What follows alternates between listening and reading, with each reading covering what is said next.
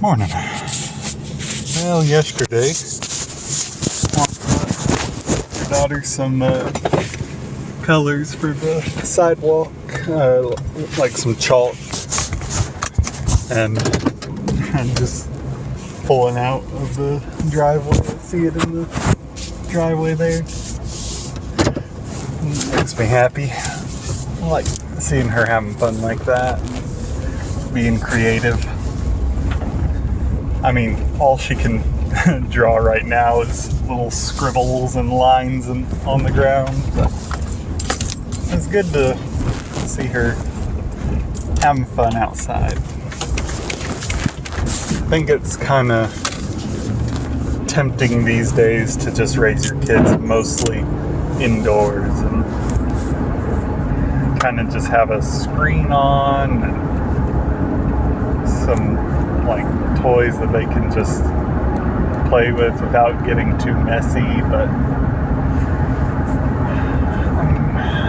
it's nice to get outside away from all that and make a little bit of a mess. She was absolutely covered in chalk last night. It was funny, but yeah, I was pulling out some old boards I have in the garage. I got some big pieces of plywood, and I was planning on cutting them down to be game boards for some of my miniature games, which it's interesting because making game boards, I feel like it could be very fun, but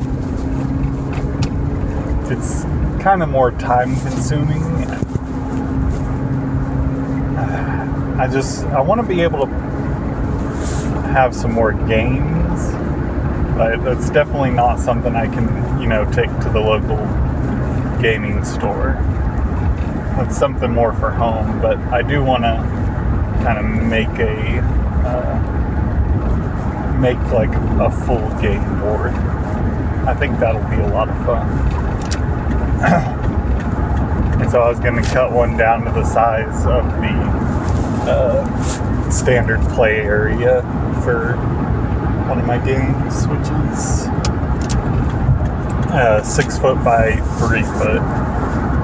So I was going to cut it down to that size, and then from there, I think I'm going to do one side of it as just kind of just keep it all just one color, but then I might kind of do some sections on the other side and try and section it off. I'd like to, I have two, so maybe I'll do that with one. And with the other one, I kind of want to, actually attach some buildings and some scenery to the board itself.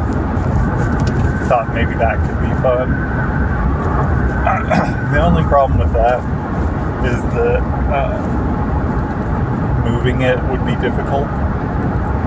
So I guess I'd have to make them detachable, but maybe put some dowels or something so that they could stay in a little better. I don't know though.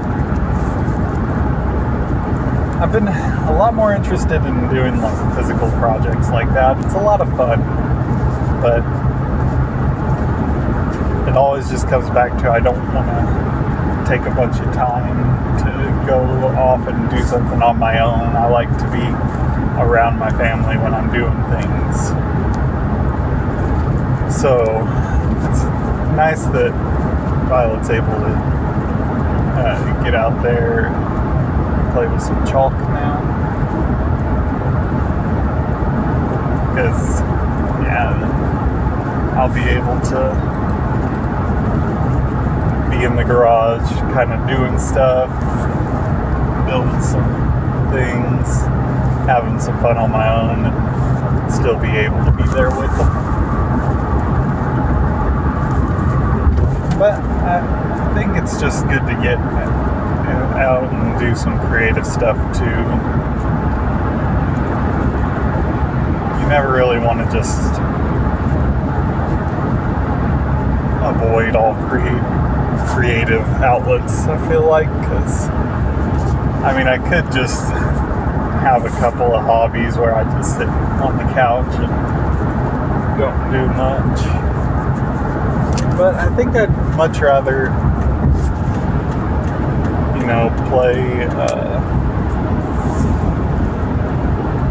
play outside or build different things.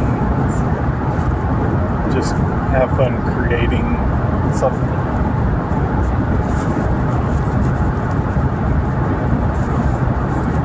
But anyway, I was uploading.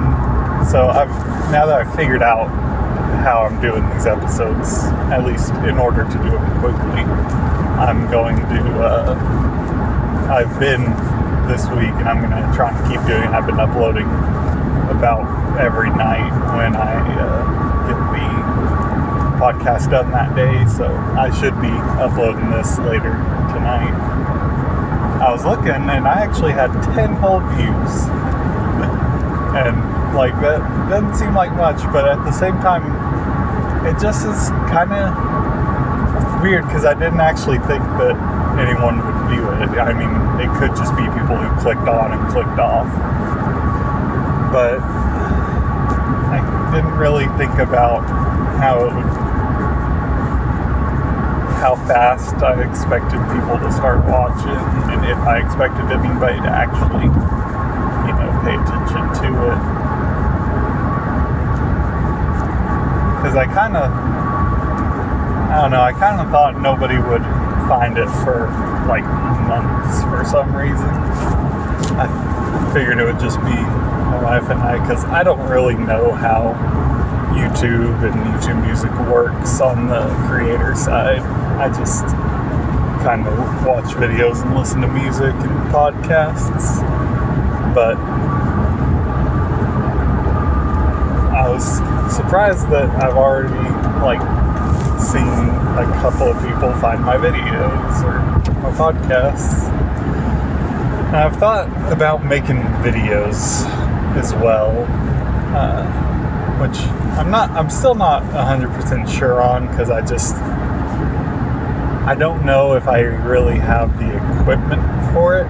I have an old camera that can record video and audio if I want to do some because I was thinking I could, take a video of building my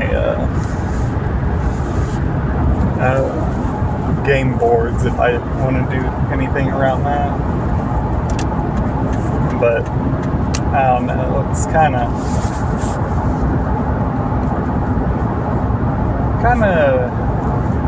makes me hesitate to do anything in real life, because I don't know, I've just seen so many things about anyone putting stuff on the internet and then regretting it because it kind of led to them being stalked. And I don't think anyone would stalk me, but I just don't want to really be publicly accessible in that way, which I guess it's kind of big-headed of me to think I'd ever have enough people watch my videos that they might try and find out stuff about me. But I've just been wanting to keep it more contained, private, because I'm not paranoid about privacy. And I know that all the big tech companies already have all my information and stuff like that. I'm not freaked out about privacy so much. It's just You know, you hear some horror stories from the internet about people who had stalkers or who were followed or who had people who were just didn't even realize that it was weird or creepy, who like kept track of them. And that's definitely something I want to avoid, but at the same time, maybe it's just hard to do. But I've also thought about doing some gaming videos, like with different video games, because I do enjoy playing video games, and it'd be nice to, I think it'd be fun to kind of figure out how to record those. I don't really want to do streaming at all. I don't really know how to entirely, but mainly it's just I'm not really that interested in it, because I feel like the whole live aspect of it brings a whole host of other things. But I have been interested in trying to maybe like edit a gaming video, seeing how that works, because it kind of sounds like it could be fun. My computer is not the best for it, because it takes about 2 hours for my computer to render one of these podcasts, and all it is a still frame image on a audio track that's 40 to 50 minutes long. And that is just like, should not be that difficult, but I guess it is sometimes. But yeah, I've thought about doing that, so I may look into that in the future sometime. But for now, I have made it to work. So, discussion later.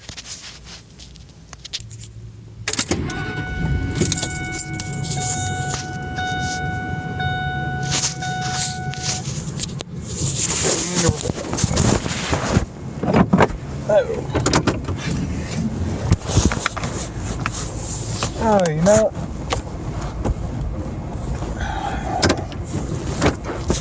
I don't really remember once again what I was talking about earlier, but definitely need to start writing things down, because I keep forgetting, like completely forgetting what I was talking about, since I have so long in between parts of this recording.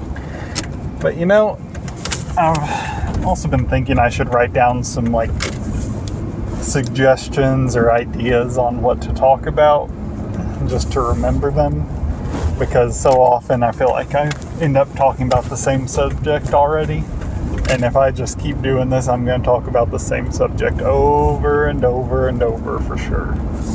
So it might not be a bad idea to start writing down different ideas that I've had for this podcast, and talking about specific things that are there. And I mean, since there are a couple people who listen to this at least, if anybody has any suggestions, feel free to comment them, and I'll try and find the comments and see if I have any good ideas from them. But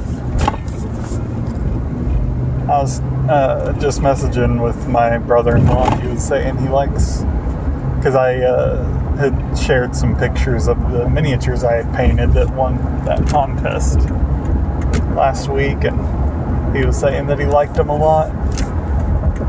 And I really like that encouragement, but also I like sharing some pictures of my miniatures, so I might go through and try and do that again. I was thinking maybe like putting up a video with some pictures of my miniatures, and then kind of describing the process on them, because I find it very interesting, the whole process of painting them, because it's a lot more in-depth than you would think. Some of my older ones I did not go as in-depth on, or just kind of did some quick work, but the newer ones, like the most recent ones I did, I think I had 17 different paints that I used.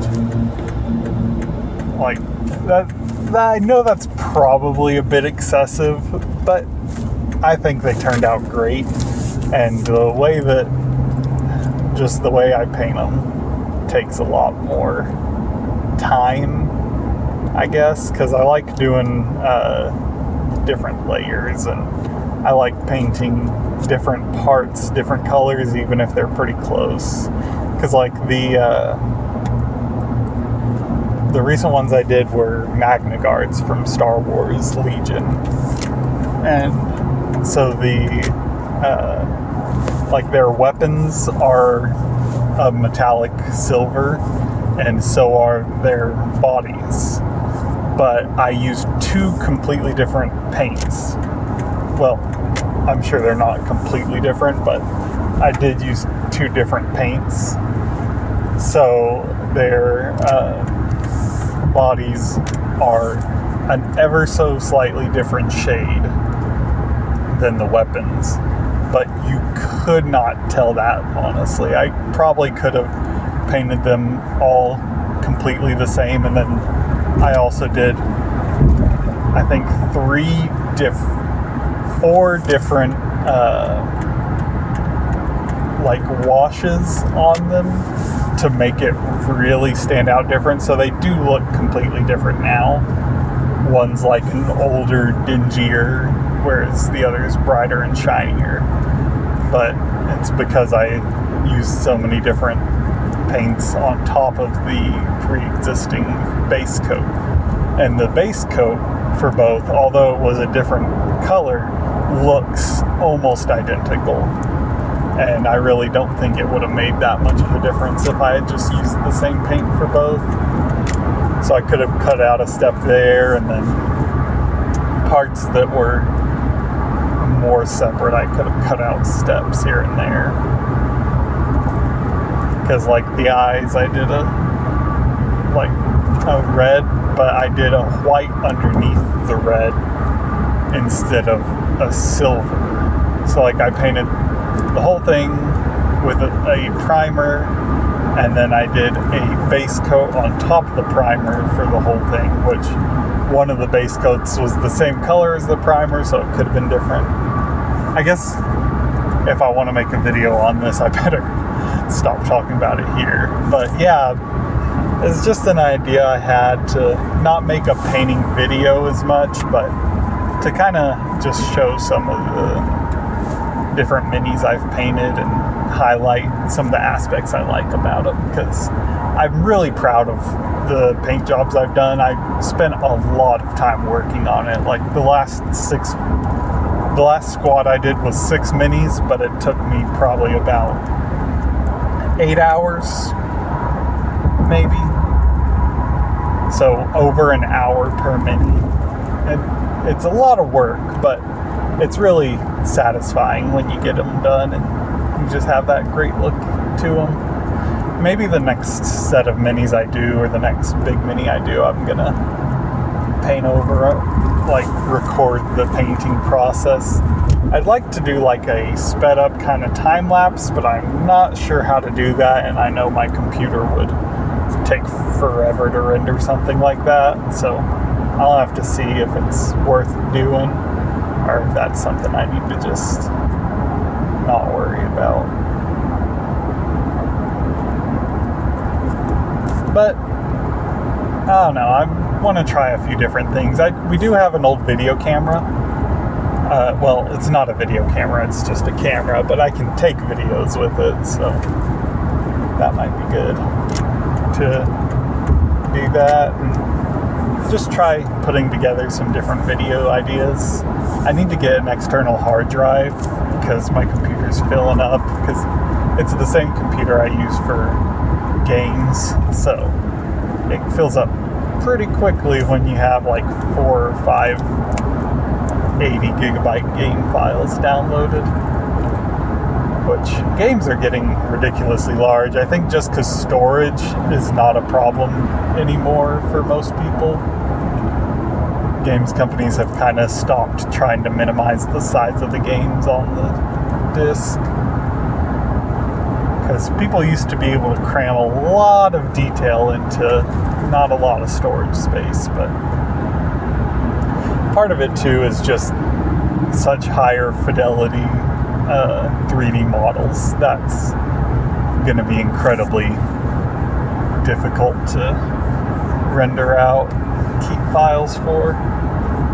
You know, it's interesting how many files you actually have on your computer, because like you don't think about it, but any game you have has just hundreds of 3D image files, and you end up having a lot of data there that you could look at and use, but you don't always have the right programs for it, so it's hard to kind of view.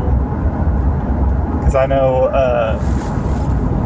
one of the games I have on my computer is XCOM 2, which is like just a great strategy game that's been popular, but it has a lot of mods for it. And so I downloaded a Star Wars mod because I really like Star Wars, and they use models from a Star Wars game that was professionally done from the Battlefront series, the newer ones.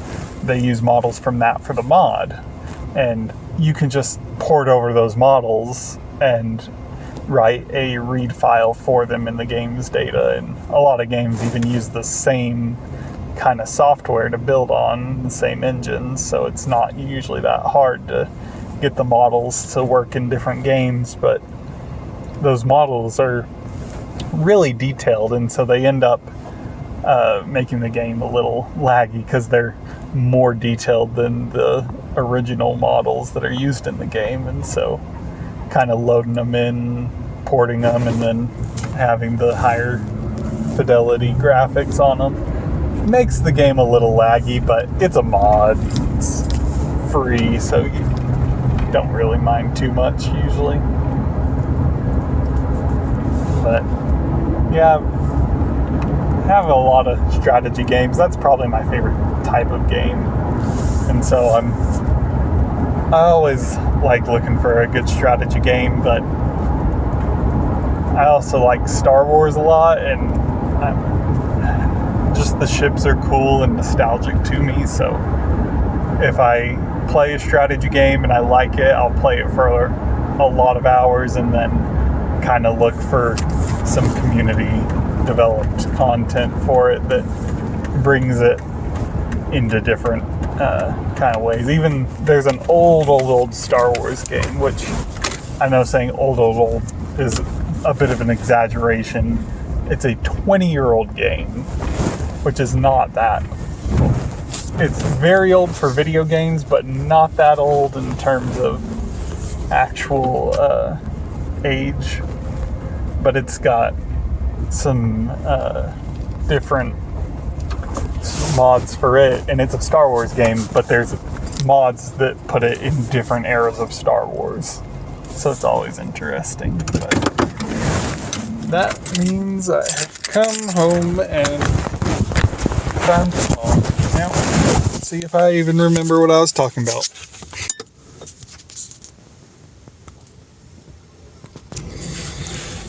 So for lunch, I just had some chicken fries, but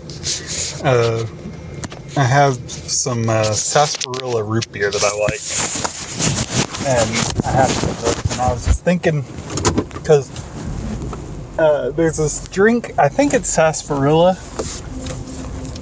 but it's an old soda called Moxie, and I really like it, but my wife says that it tastes like carbonated motor oil, and anyone I know who's ever tried it says it's just like a really weird flavor, but I really like it.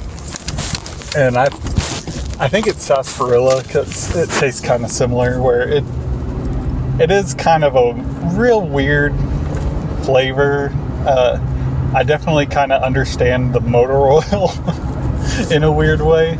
But it's just something that not a lot of people like. And I was thinking, I like some weird flavors, but I like, like bitter flavors nowadays.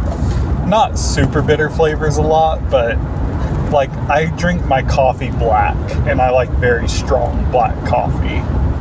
And then I also I prefer dark chocolate these days, and like espresso beans. Those are good. Just covered in a little bit of dark chocolate, so a little bit sweet, but a kind of bitter flavor. And I've kind of gotten to where I do like stuff that's meant to be a little more bitter in a weird way. But I thought that maybe that's just as you get older, you kind of prefer that more, because I used to hate bitter flavors. And I did not like coffee at all, and I didn't like dark chocolate at all. But nowadays I kind of like both of them, and I like unsweet tea more now. I still prefer sweet tea, just because that's what I grew up drinking. But I do like unsweet now. But yeah, I just thought that was a kind of a weird thing that happens. I don't know if it happens to everybody, but certainly it happened to me as I got older. I started preferring weirder and different flavors and like bitter flavors. And I wonder if everybody does that, or even if it's that common. Because a lot of people do drink black coffee, but I know a lot of people really don't like it. And I think that might also be just because people tend to drink real cheap coffee a lot of times. Because, like, I know a lot of people who don't drink anything other than, like, either Walmart or Starbucks. And Starbucks has some bad coffee. You have to really search on their menu to find any black coffee at all. But I've had their black coffee a couple of times, and it just leaves a real sour taste in your mouth. And it's like just real weak and not very good at all. Like, maybe it's the people who made it, but I just do not like their coffee. And it tastes a lot like Walmart coffee to me, which is the same way. It's just like kind of sour in a way. Kind of tastes like it's gone bad. But the coffee I do like, it has a real like kind of more mellow flavor. It doesn't have that kind of sourness, but it is still pretty bitter. And there's a coffee I like called a Death Wish coffee, and it's just a super strong coffee, and it's the same way. It's like not got that sourness. It's just good and smooth, but still a nice bitter kind of bite to it. So I think that a lot of people just haven't tried good bitter coffee. So, and either they don't like the bitter taste of coffee, so they cover it up with other stuff, or they just haven't really had much good quality coffee black. But I used to not like coffee at all, because growing up I didn't really like bitter flavors, and so I wasn't a fan of coffee. But when I was 18, my church had this thing where when you graduated high school, they would send you on a mission trip with a group. And so I went with a group, and we went on this mission trip to Honduras in Central America, and did some mission work there, just helping out around with their churches and doing some things. But we ended up, they had this coffee plantation there that was also the side of like an orphanage that they ran, and because coffee is a big industry in Honduras, and so what they were essentially doing is having this orchard where they grew coffee, and well, I don't know if it's an orchard, a plantation, I don't know, it was weird because they were like tall plants, but they weren't really trees. Anyway, so what they did was they took in orphans and kind of raised them there, and they had different areas too, like they raised fish and just did a lot of different farming and agriculture and ranching to kind of teach the kids who were growing up there valuable skills that they could actually use to immediately have a skill set for life once they got old enough that they needed to move out of the orphanage. And so it's a great thing. It helped all those kids a lot. But like they made their own coffee, so I decided I'd try some, and they had a lot better coffee down there because it was fresher, and like they have a whole culture around it, so there were coffee shops everywhere. And so we stopped and had some coffee, and they convinced me to try some, even though I said I wasn't a big fan, and I tried it, and I actually really liked it. And I don't know if it's because my tastes had changed already, because it had been like 2 or 3 years since I had last tried coffee at that point. But so I don't know if it was my tastes had changed or if I just had not had decent coffee up until that point, because nobody I knew really got anything other than the Walmart brand. Or Folgers, if you do it right, it can be good, but if you don't, it's pretty bad. A little bit of a traffic jam here. Folgers, yeah, it just depends on how you make it. But I was wanting to try it more when I got back, and so I went to a Starbucks and tried their coffee, and it was not good.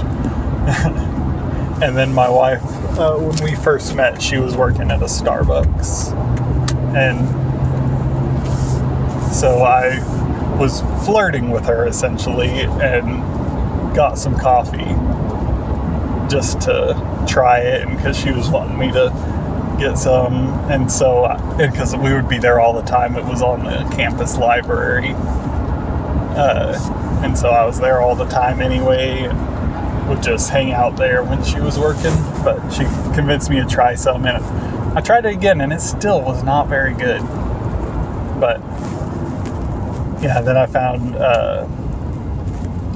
the Death Wish coffee, which is I like, and then I also after an H-E-B came to town, I started buying H-E-B brand coffee, and I really like their coffee because it's really good, but it's also pretty cheap. It only, if you buy it in bulk, it's like 30 cents a cup, which is a lot compared to some, but it's nothing compared to getting it from a coffee shop, because the cheapest cup of coffee you can get from a coffee shop is like $4 or $5, and that's way more. So I don't mind paying about 35 cents a cup just to get decent coffee.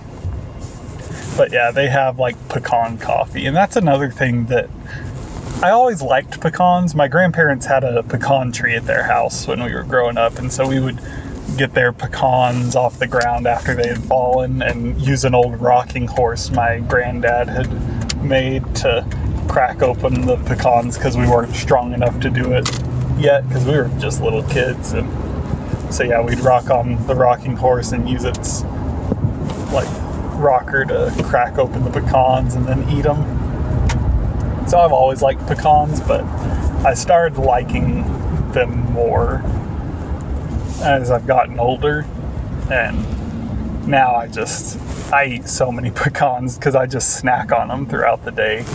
They're a little expensive, but not too bad compared to a lot of snacks, especially. And they're pretty healthy. They have some fats in them, but they're not too high in sugar, and the fats are more natural, easier to digest fats. So they're a pretty good healthy snack, and yeah, you can buy them by the pound at HEB, so I do that. But I like pecan flavored things a lot. And then my other favorite flavor is maple. I really like maple, and like maple syrup, and maple, like there's some good maple cookies that I've had, and they're great. I started recently making this homemade ice cream that's maple and pecan ice cream, and it is so good. Every time I've made it, people just eat it up before I could even get seconds, and I always get a ton of compliments on it. I made it last year for, I made maple ice cream last year for ice cream social we were having at our church. And so I was, just planning on making homemade vanilla ice cream. And then I decided to add maple because I really like maple.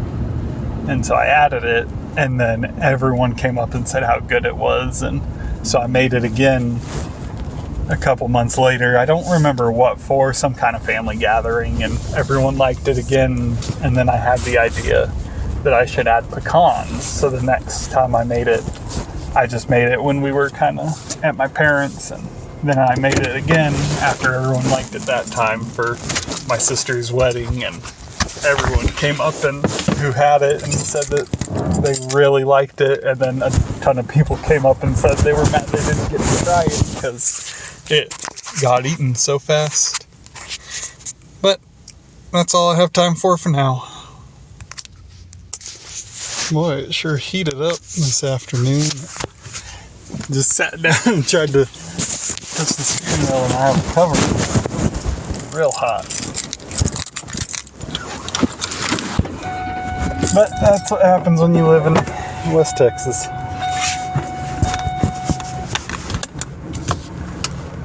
Okay.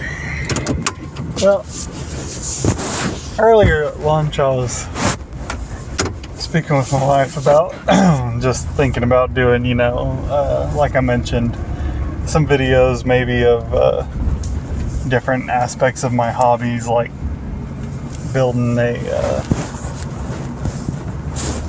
out a board, or doing a little like display of all my miniatures. And she was very encouraging and just made me realize that I think I definitely want to keep doing this as a hobby. And I think it's kind of weird to think about doing something as a hobby that kind of encompasses other hobbies. It's kind of strange, and just social media and like YouTube and making videos for online entertainment is such a new thing that it's still just kind of strange and feels a little like I was telling her, it feels like stage fright a little bit. Just the kind of hesitance to really doing much and not wanting to get out there too much on the internet. But I think that she was right, and that it's like stage fright, and that you need to just pursue it anyway because it's gonna be worth it. I know I had bad stage fright when I was younger, like not too terrible with a group like in band in school. I would get a little bit, but not too bad. But then once I was in high school and we did smaller things, I would always get nervous, giving a presentation or giving a speech. My hands would kind of get sweaty and I'd be a little shaky at first, but I'd get over it. And same thing with sports. I was in swimming, and I would always get super duper nervous for like 30 minutes before the race I was in, because at swim meets you kind of all meet up, and then you just have to, after you're done warming up, you just have to sit there and wait for like sometimes hours before your event comes up. And so I ended up just knowing my event was coming like 30 minutes ahead and starting to get ready so I wasn't late and I didn't miss my event, but it just was so nerve-wracking the whole time. And I was, especially in the later years of high school, last 2 years, I was in the relays, which tended to run towards the end of the whole swim meet. So I was always had plenty of time to be nervous. And then I swam the 50 and the 500 freestyle mainly 50 or 100, it depended. But I ended up just having to wait for a long time for some of my events, and I don't know whether that was better or worse, but the same thing kind of happened when I would be in any kind of competition or doing any kind of presentation. Just I would get real nervous, and it went away a little bit in college. I stopped being quite so nervous, but I think just it's the exposure to that, being on the stage or being presentory, that kind of helps overcome that. And so I think I need to just start making some videos and testing it out, seeing what works. I need to not be afraid of failing, because it's just a fun hobby. Even if it doesn't end up being something big, it could still be useful and still be a good hobby for me. And I think it'll help me kind of keep up with some of my other hobbies too, because I know I tend to spend a little bit longer in between stretches of doing things with my minis. But if I could kind of find a way to document it well, then it might help with keeping up with some of my other hobbies better. I don't know the best way to do like a game though, like a physical tabletop game. Best way to record that, because I could set up like a camera on a tripod, but I mean, then I don't know if you would get the whole view, and then I don't know if the audio would be any good. I guess I could just try some different stuff out. I need to do a game just myself, just to relearn the rules, because it's been a long time since I played for Legion, and the rules have changed quite a bit. They essentially released version 2, and so it's been almost a year now since that happened, and I've still not even had a single game. But I've spent a lot of time and effort on painting my minis, so I should really put them to use. I think collecting them is half the fun though, and I enjoy painting them. I was thinking earlier that I spent like 8 hours on 6 minis for this last painting competition I entered. That's a crazy amount of time because like I have hundreds of miniatures, and if I spent that long on all of them, I would never finish painting. But I think on some of the more individual units are ones that I tend to enjoy more of the look of. I could definitely spend a while on them. And I would definitely not make it 8 hours worth of content on just a single squad, because that would be ridiculous. But, you know, putting together a compilation of clips from working on them might work, or at least doing updates between steps. It's just kind of difficult to plan out, I guess, because you never know.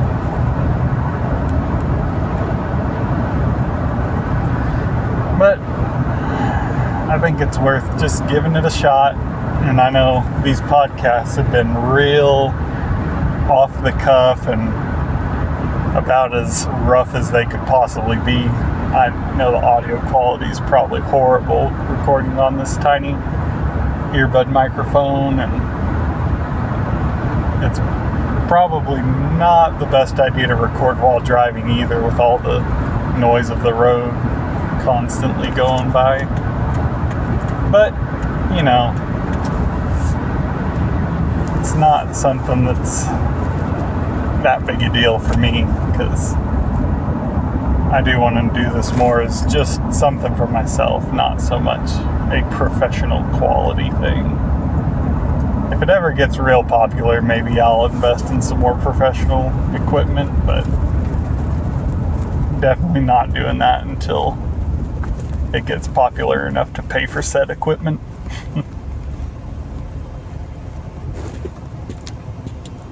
I don't know, I was looking at some of the YouTube channels I follow, because I have a YouTube Premium, because I probably spend more time watching YouTube than watching any form of TV or any other form of streaming. So I just thought it might as well get that, and I think it's definitely worth it. But then it's, I forgot where I was going with this.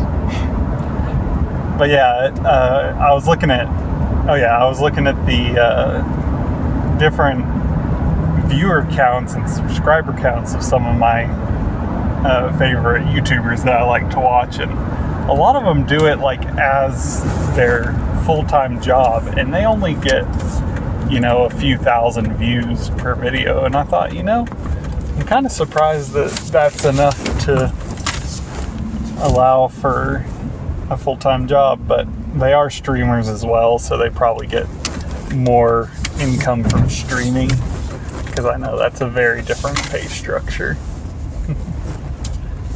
But it's probably not gonna ever get to that point for me, but you never know, and might as well think about it. But probably if we ever get to the point where I get like $100, I might invest in a microphone that is a little better, and maybe if I make $1,000, I'll buy a computer that can render videos better. But, you know, that's just something probably ain't gonna happen, but it's good to dream. That's all I got time for today.